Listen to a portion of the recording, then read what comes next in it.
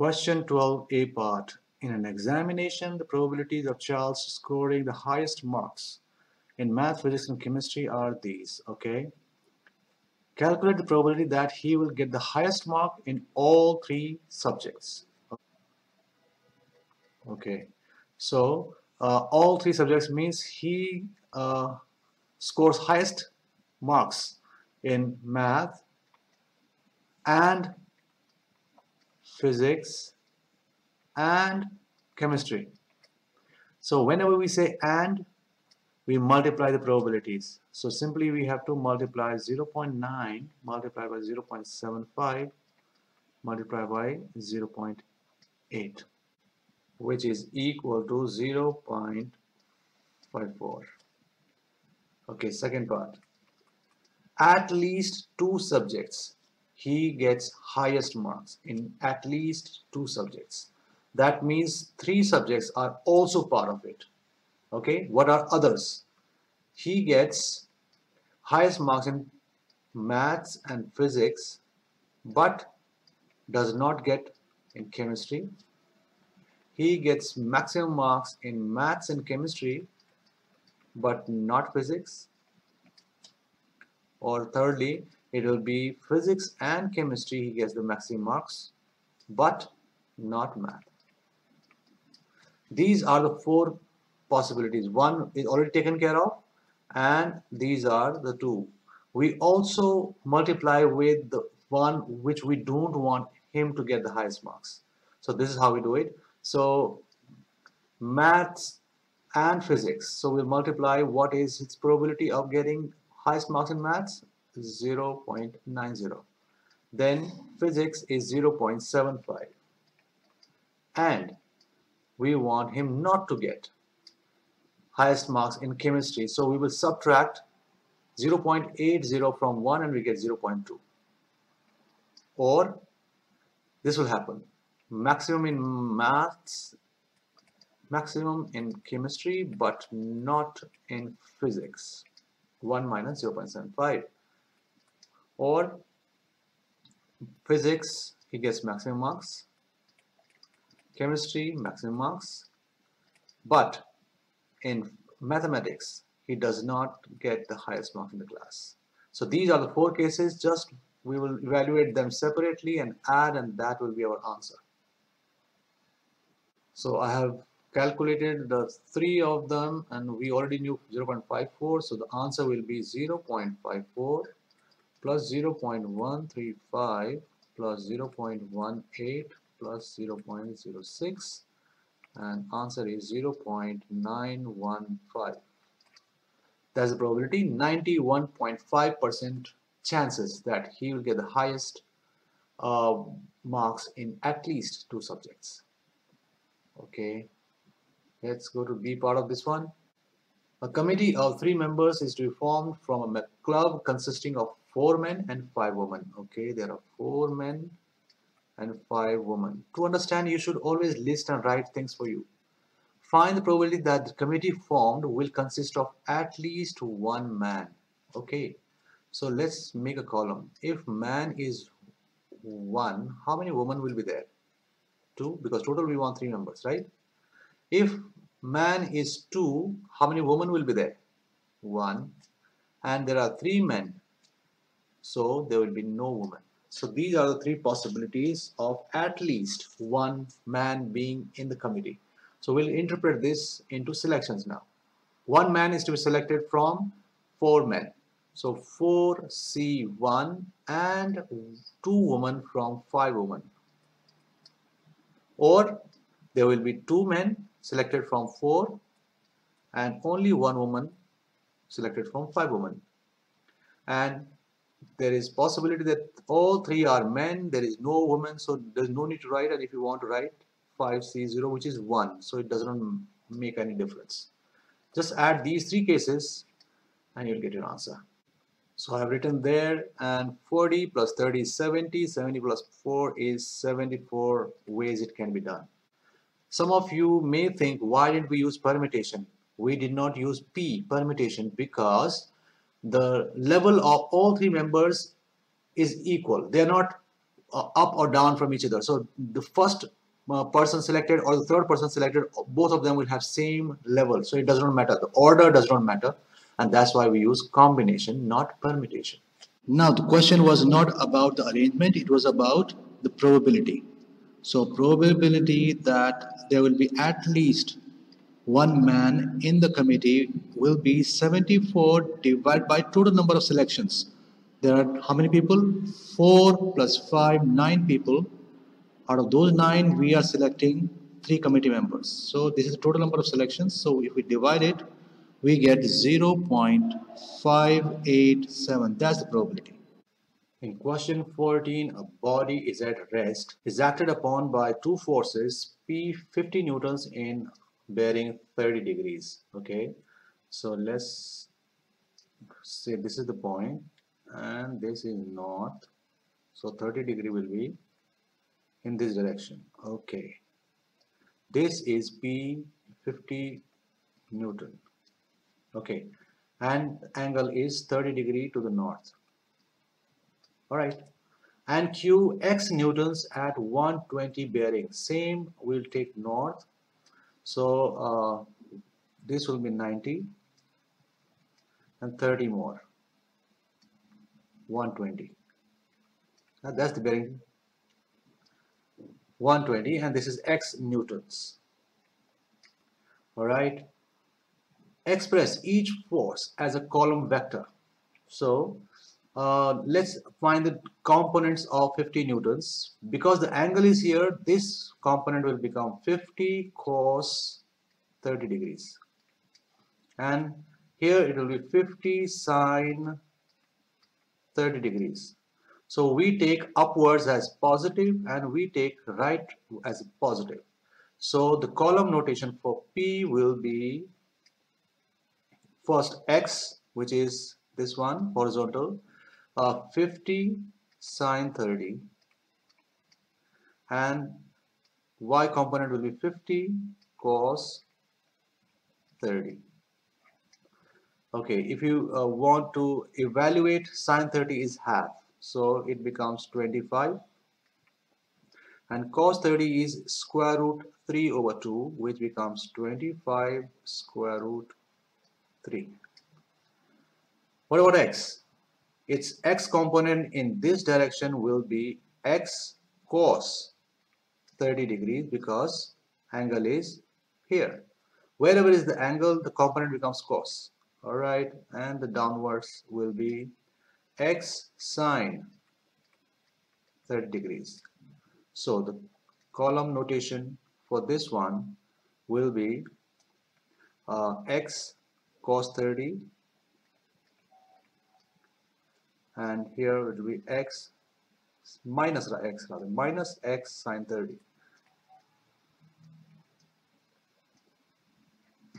Okay, let's write the values of cos 30 and sine 30 with it. So cos 30 is square root 3 over 2, and x is it's multiplying with, and the y component will be minus half x.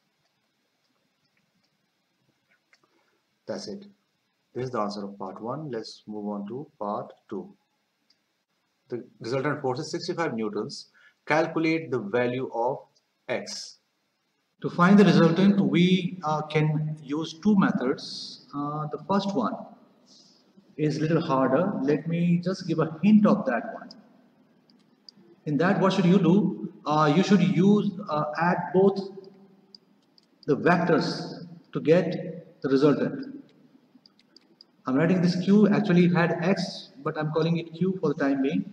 So just add them. If I add this q and this was p, their sum will be 25 from p plus square root 3 x over 2 from q. Similarly, 25 square root 3 from p and minus half, let's make it minus half x from q. And now if you find the magnitude of this, magnitude is square of this part plus square of this part is equal to 65 because they have given that the resultant is 65. And now to remove this, you will square 65 square also. So it has only one variable x, and you can find it very easily by doing this, but it will take time. It will take time. So that's why I'm calling it harder way of doing it. What is the easier way then? Let me write. Easier way. Easier way is draw 50 newtons first. 50 newtons is in this direction. We know that it was at a bearing of 30 degrees. From the head of this, draw second one, which is 30 degree to the horizontal. That's what we saw. And this will be the second one, which is x. This was 50 newtons. So resultant will be from the tail of the first force to the head of the second one. This will be the resultant, and we know this is 65. Now, this is 30 degree. If I draw an alternate angle of 30, it will be like here. And we know this angle is 90, so this one is 30, so remaining will be 60 here. And that means the two angles 30 and 60 will make the internal angle of these two as 90. And this becomes a right angle triangle now. And we can use Pythagorean theorem.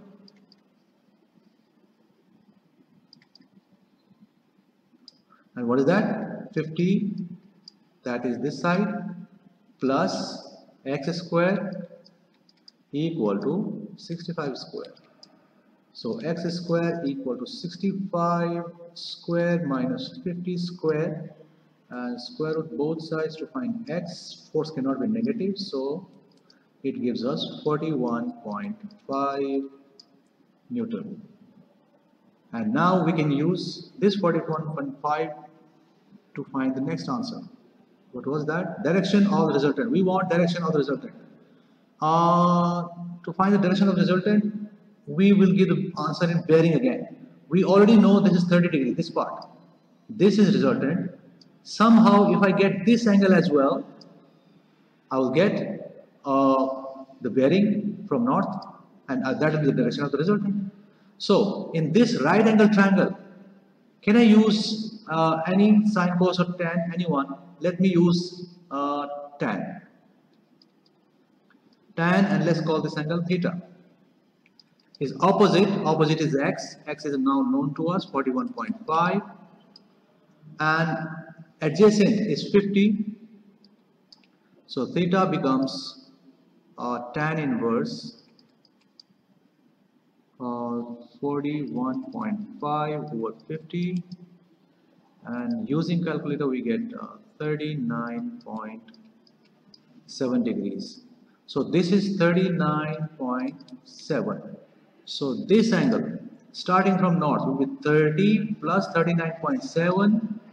So bearing of direction, let's say direction of resultant is 69.7 degrees, but in question they say to the nearest degree, right? To the nearest degree. So we will write it, which is 70 degrees. 070. That is the direction. Question number 15, A part. They're saying that there is a beam 8 meter long, PQ. So P is here and Q is here. All right. Its mass is 10 kg. That means its center will be here and its weight will be 10 times 10. They said take G equal to 10. So 100 newtons is the weight which is from the center down. All right. At P it is supported. Okay, so it is supported at P horizontally. Okay, and at a point R 3 meters from Q. So this is Q, so 3 meters from here, it is 4 meters, let's say 3 meters is here. Okay, this is 3 meters. A boy of mass 20 kg walks along the beam starting from P, okay, and if the beam is in equilibrium, calculate the reaction at P here and R after he had walked 1.5 meters. So that means he started from P, so he came 1.5 meters here and his weight is downwards. He's 20 kilograms, so this weight will be 200 newtons. All right, and we have to find the reactions at P and R. This is R. So let's decide that P is the pivot. So at pivot P, okay, clockwise moment.